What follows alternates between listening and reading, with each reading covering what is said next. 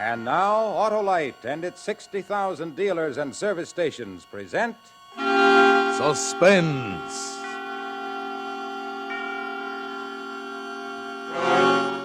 Tonight, Autolite brings you Mr. Danny Kaye in The Too Perfect Alibi, a suspense play produced and directed by Anton M. Leader. Friends, Autolite resistor spark plugs, the spark plugs with a built-in resistor, are fast becoming the most popular plugs in America. And no wonder, for when you replace your old narrow-gap plugs with wide-gap Autolite resistor spark plugs, you can tell the difference in your car. Your engine will idle smoother, you'll have better luck with lean gas mixtures, actually save gas dollars. What's more, thanks to this built-in resistor, Autolite resistor spark plugs cut down spark plug interference with radio and television reception. And remember, friends, only Autolite offers car owners and truck owners everywhere the sensational advantages of resistor-type spark plugs. So be right with Autolite. Switch to Autolite.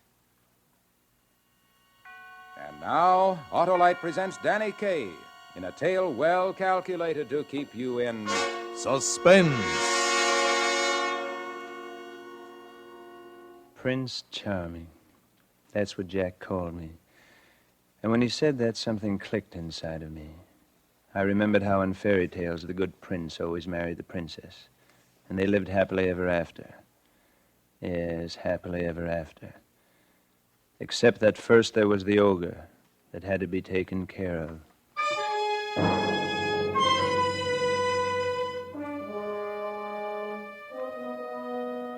They were spending the weekend at my house in Croton, Catherine and Jack. The girl I loved and the fellow she loved. Oh, I admitted I was stupid to let myself in for it, but I just couldn't help myself. I had to have Catherine near me. She was the loveliest thing on God's earth, slender and blonde, with flecks of the purest gold in her hair, and eyes just as green as the sea. Jack was what the girls call a beautiful hunk of man, a one-time football hero. But now he was a clerk in a sports shop, a nobody. And why Catherine was so mad about him, I'll never know. After dinner Saturday night, we sat out on the terrace and looked out on the Hudson a half-mile away. Everything was quiet, peaceful. Jack, shall I tell him? After all, he is our best friend. Sure, honey, might as well. Tell me what? We're getting married Monday, Sam. Married? Hey, I'm the one who should look like he's going to face a firing squad, not you, Sam. Oh, I'm sorry, kids. It was just such a surprise, that's all. How about it, Sam? Will you be the best man? Sure, of course I will. Oh, good. And congratulations, both of you. Thank you, Sam, dear. You know, you're the sweetest, kindest, nicest, best-hearted person I've ever known. Well, she means outside of me, of course. Well, I do not, Jack Stewart. If it weren't for you, you big lug, I might even be marrying Sam on Monday. Hey. Say, I just thought of something. You like my place up here in Croton, don't you? Like it. We love it. Well, then it's yours. Wait a minute, Sam. I'm giving it to you for your wedding present. Oh, Sam. You always pick up the check, don't you? What do you mean, Jack? Everything you do makes me look cheap. You give Catherine a job and pay her twice what I make. You give us free theater parties, free dinners, and free weekends in the country. Now you want to give us a free house. Now, look, Jack, you've got me all wrong. I just want to give you kids a good start, that's all. I want you two to be happy. Just like in the fairy tales, eh? The prince and the paupers, and good old Sam as Prince Charming, as always. Well, no thanks. That was when I got the idea. When he called me Prince Charming. That was when I remembered about the prince, the princess, and the ogre. And you know what happens to the ogre in all the fairy tales, don't you? You remember that, don't you? He dies. And he dies because the prince kills him. Catherine left with Jack, and I was miserable. I paced the floor for hours. All I could think of was that today was Saturday, and on Monday noon she would marry him. 2 more days, and she'd be lost to me forever. I couldn't let it happen. I wouldn't. I had to get rid of him. What I needed was a weapon to defend myself with after I killed him. An alibi. A strong, unshakable alibi. A perfect alibi. It took me all night and gallons of coffee to figure that one out, but I did it. And the first thing Sunday morning, I phoned Jack in New York. I persuaded him not to hang up on me. Well, what do you want? Jack, ever hear of the Allegheny Sporting Goods? Did I ever hear of J.P. Morgan? Well, a friend of mine owns Allegheny. So? And he needs a sales manager. I've arranged an appointment for you first thing tomorrow so you can get the job before you get married. What? It pays $20,000 a year. And you can buy your own wedding presents. Are you serious? Does he know I'm only a clerk? Well, it's just a matter of selling yourself, Jack. But I... If you're free tonight, I'll be glad to give you a few pointers on the best way to approach him. Well, that's Look, great. look, Jack, I'm going to a party in town tonight. And if you can meet me around 10. Well, Sam, Here's the address, Jack. 3365 East 56th. I'll wait for you near the corner. Okay, thanks. Just one thing, Sam. Don't tell Catherine about this, will you? You see, in case I get the job, I'd like her to feel I got it on my own. You understand, don't you? Sure. Of course, Jack. Oh, thanks, Sam. See you tonight at 10. My hands were shaking so hard I could barely reach up to wipe the perspiration from my forehead. I was scared stiff. I was frightened because I had intended to ask him to keep it a secret from Catherine. Instead, he'd asked me. Everything about my alibi was working out perfectly. I drove to town. I went to the State Street ticket office and bought a ticket for the Staten Island ferry. Then I went uptown to my apartment.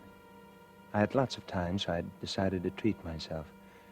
There was a nice, thick, juicy steak in the icebox, and I'd fixed it just right and rare. As I sat at the table enjoying the steak that cut like butter, I got an idea. A good idea. Just the thing. Eventually, it was time to go to the party.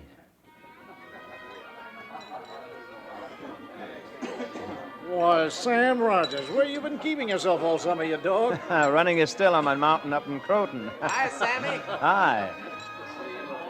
I spoke to everyone I knew and a few people I didn't know. I made certain that practically everybody saw or talked with me sometime during the evening. Hello, Sam. Where are you rushing off to, Frank? Hey, want to hear the 9 o'clock news? Oh, the news? Do you mind if I join you? Not at all. Come along. We listened to the news until 9:15.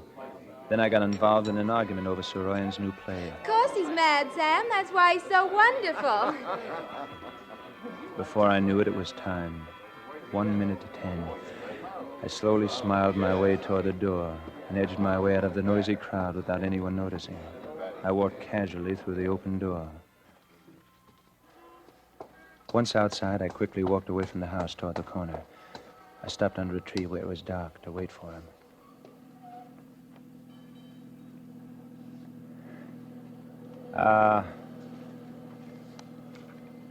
Well, I was just in time. A car turned the corner. I stepped out to flag it and froze. It was a police squad car. Hey, why don't you watch where you're going? My face was drenched when I stepped back on the curb. For the first time, I realized how easy it would be to make a slip. This time, I made sure it was Jack's car before I stepped out. Park here, Jack, under the tree. Okay. Sorry I'm late, Sam. The ferries were jammed. And on top of that, I had an argument with Catherine. And... Oh?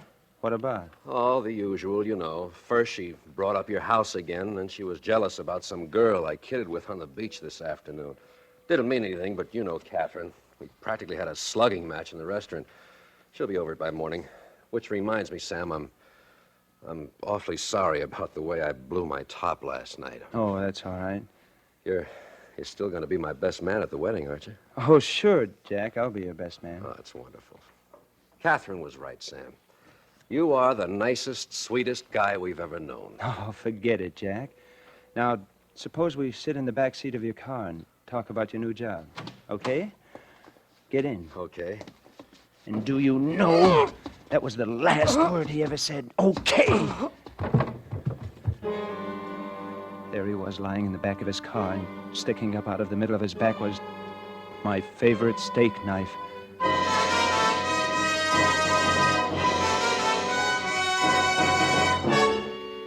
For Suspense, Autolite is bringing you Mr. Danny Kaye in radio's outstanding theater of thrills, Suspense.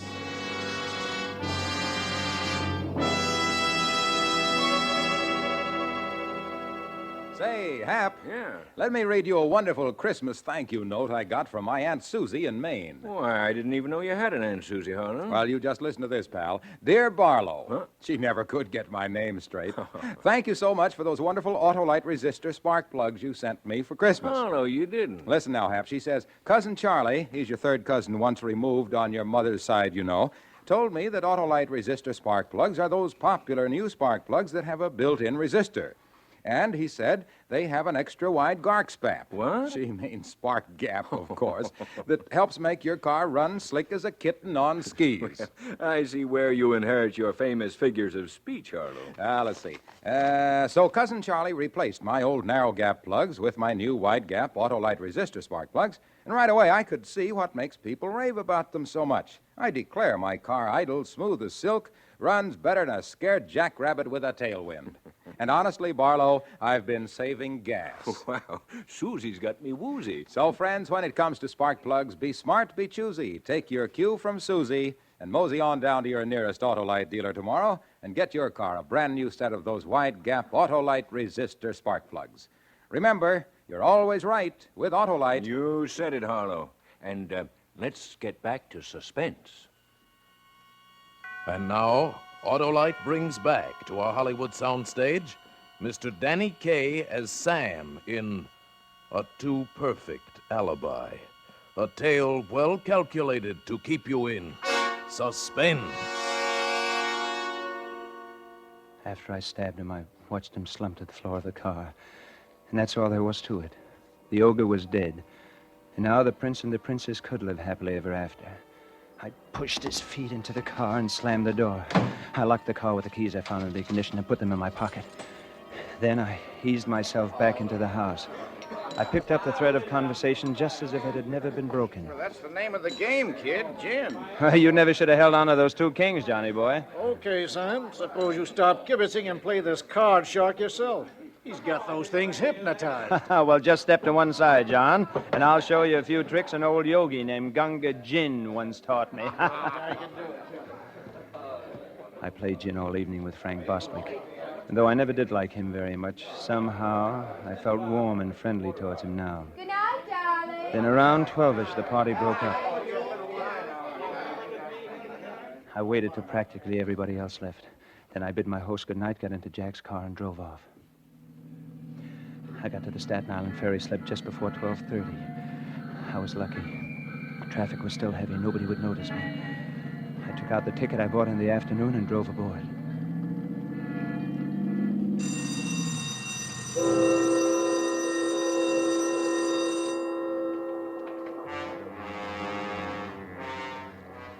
A moment later, we started across the bay. I could breathe again. I checked off another point in my alibi. If they ever faced me with a night shift ticket agent, he would have to swear he'd never seen me or sold me a ticket in his life. It was so easy, I felt like laughing. I turned and looked at him lying on the floor in the back. He wasn't fighting me anymore. My alibi had him beaten all the way down the line. Suddenly, two things happened to me at once. I saw the knife sticking out of his back. The ticket collector. I'd forgotten about him, too. I couldn't afford to have anyone remember me on this boat, and I had to get rid of that knife. I had to act fast. In spite of the sick feeling in my stomach, I leaned over the seat and yanked the knife out of Jack's back. His head jerked around and grinned up at me. I looked around for a piece of paper to wrap the knife in. There wasn't a scrap anywhere. I pulled out my wallet, grabbed 2 or 3 bills, and covered the blood-dripping blade in the bills. I got out of the car, jammed my tickets under the windshield wiper where he had to see it. Ticket. Then I scrambled through a maze of bumpers and fenders till I reached the rail. My heart sounded like a bass drum. I leaned on the rail and looked into the black water. Then I dropped the knife over the side. Hey, I saw you do that. What? What did you... Don't you know it's against the law? What is? Dumping paper into the harbor. You could get arrested for that, mister. You better watch your step or something. Oh, thank you. I kept my head turned away from him so he couldn't get a good look at me. He'd never recognize me in a court of law. No, sir. Anyway, he'd forget all about me 5 minutes from now. My alibi was still 100%. I got back into the car.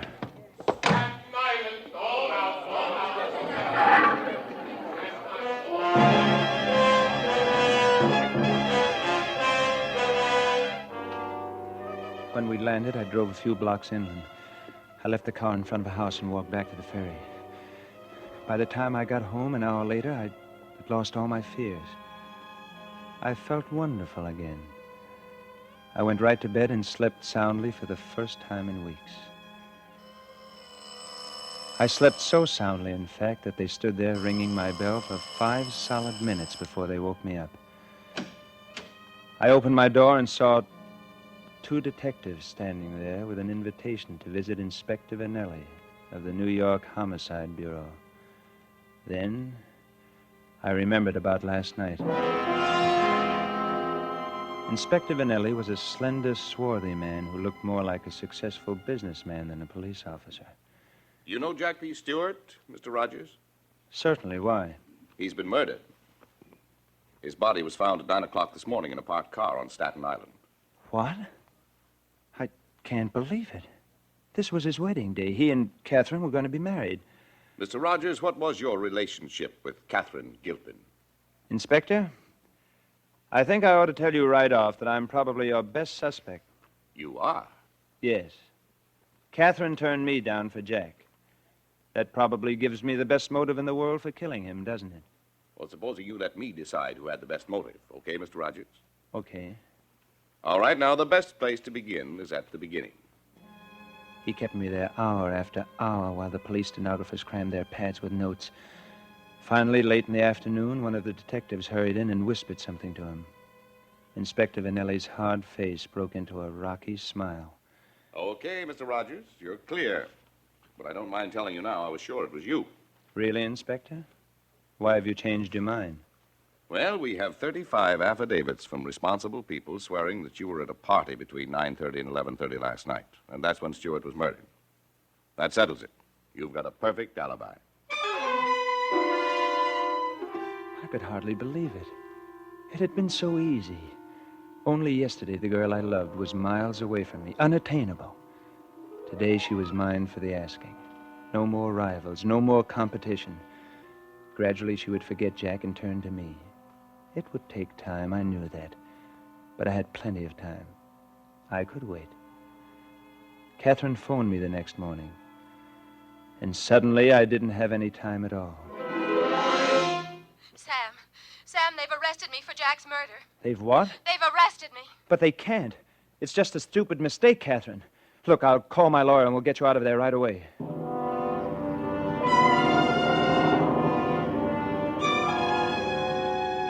But we couldn't.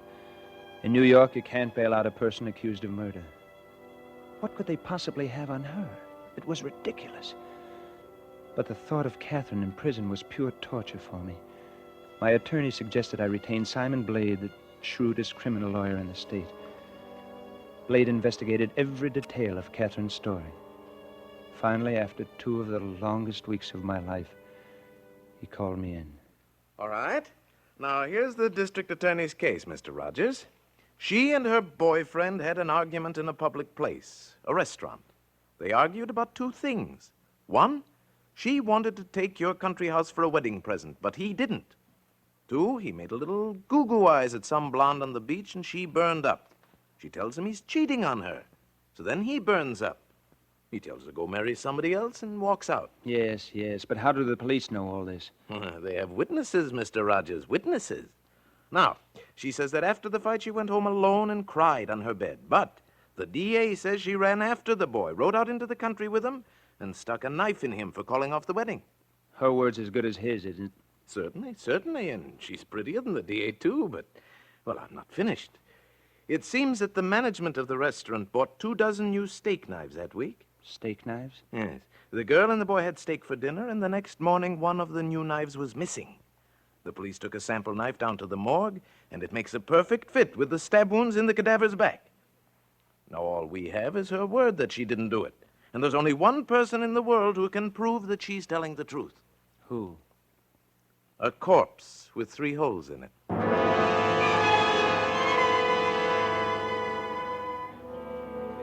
On the day of the trial, I sat with Simon Blade and waited for them to bring Catherine in. And when she came in, she looked so young and so lost. I had all I could do to keep myself from jumping to my feet and telling them the truth. Then she saw me. Her eyes lit up and she smiled. And I smiled back. And somehow I felt sure it would all come out right, just as I had planned it. Simon Blade was wonderful in that courtroom. One moment wringing sympathy from the jury for Catherine's pale face. The next frankly exploiting her sex with a knowing eye. And when he strutted before a terrified witness, his barbs always hit the bull's eye. And how did you know, sir, that the knife was missing from your restaurant? We counted. We counted them and found one was missing. You count your silver, huh? Yes, sir. What's the matter, Demos? Don't you trust your customer? Blade forced Demas to admit that customers walked off with knives, forks, and spoons every day, that several persons had stake that night, and that anyone might have taken that knife. Everything was going along fine. And then, the district attorney exploded a surprise in our laps. Do you recognize this handkerchief, Miss Gilpin? Yes, sir. It's mine. It's yours. And would you please tell the jury what made these stains on your handkerchief? Blood. They're blood stains. But you mustn't Blood? think... Whose blood? Jack's. It's Jack's blood. But I'm not guilty. Order! Order in the court. If there are any more such disturbances, I shall order the courtroom cleared. Proceed, Counselor. So, Miss Gilpin, you admit this is the blood of Jack Stewart? Yes, he had a nosebleed. He always had them when he was excited. I loaned him a handkerchief. A very convenient explanation. Shall I tell you, Miss Gilpin, what I think the real explanation is? I think you stabbed Jack Stewart. No. Then in your jealous rage, you struck again and again. No. Then, calmer, you noticed that your hands were covered with blood. His blood. No. You wiped them on the handkerchief. This handkerchief, Miss Gilpin. No. And went to dispose of the body. No!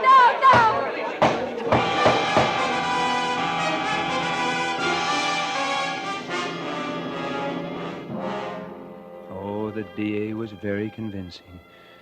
And the jury thought so, too.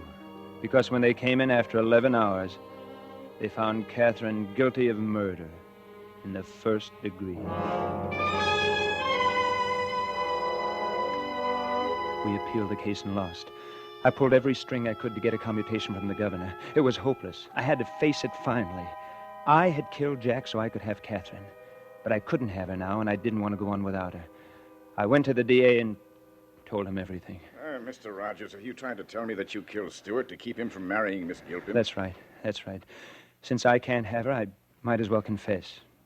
Will you arrange to have her released? Look, Rogers, I know exactly what you're trying to do, but I've got no time for heroes. I've got 35 sworn affidavits in my files which prove that you couldn't have killed Stewart. I've got my conviction, and so far as I'm concerned, this case is closed. You wouldn't believe me. And Catherine's execution was only a week off. I went to the newspapers with my story, but they wouldn't believe me either. One of them did send a reporter with me to see the people who were at the party that night. Sam, it's wonderful what you're trying to do, but I can't lie about it, and I won't. That was the kind of answer I got everywhere I turned. Then I tried to find the 2 policemen who'd passed as I left the house and the man who had seen me throw the knife off the ferry, but it was useless. I couldn't find one person who would believe me, not one. The next day, I made a last attempt to see Catherine. They wouldn't let me. But late that afternoon, I received a note from her. It was heartbreakingly full of all the things we planned and now would never do.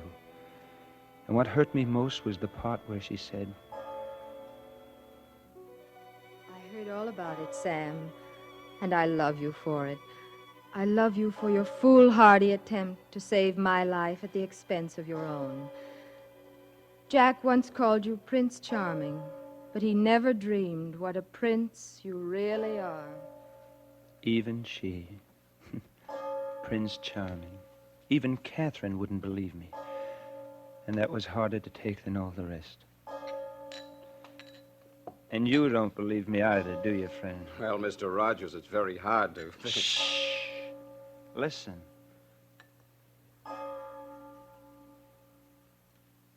It's 12 o'clock all over again, isn't it, Joe? Why don't you go home like a good fellow, Mr. Rogers? I can't sleep, Joe. I just can't sleep. How can I sleep where nobody will believe me? Joe, why do the innocents always suffer in this world? Catherine was innocent. Why did she have to suffer? Oh, you got it all wrong, Mr. Rogers. The innocents don't suffer, but the guilty, they're the ones. Take you, for instance. Supposing you really was guilty of Jack Stewart's murder, and supposing she paid for your crime, why, you'd have 2 lives on your conscience this very minute, Mr. Rogers. And you'd have been suffering for those 2 lives ever since the night she went to... Yes, you're right, Joe. You're right. It is the guilty who suffer. Say, Joe, how about that fella? Him? He's been coming in here these 10 years now, telling the same story to anybody who listened. 10 years? Sure. And where do you suppose he's gone now? Another bar, most likely, to pick up a conversation with somebody else like you and live through it all over again. But about what he said, do you really think he killed him? Mr. Rogers? Him? Not on your life. Why, he's a prince of a guy.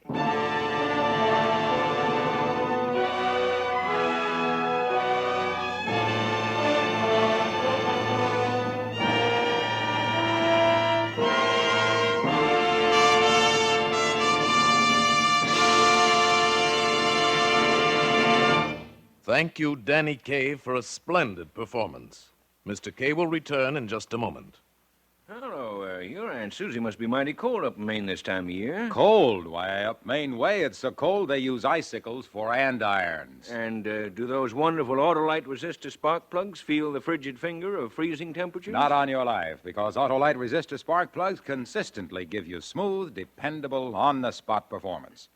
And remember, friends, only Autolite offers car and truck owners everywhere the sensational advantages of resistor-type spark plugs. So, with millions of car owners switching to Autolite, why don't you? Because you're always right with Autolite. And remember, Autolite means spark plugs. Ignition-engineered resistor spark plugs. Autolite means batteries. Stay full batteries. Autolite means ignition systems. The lifeline of your car.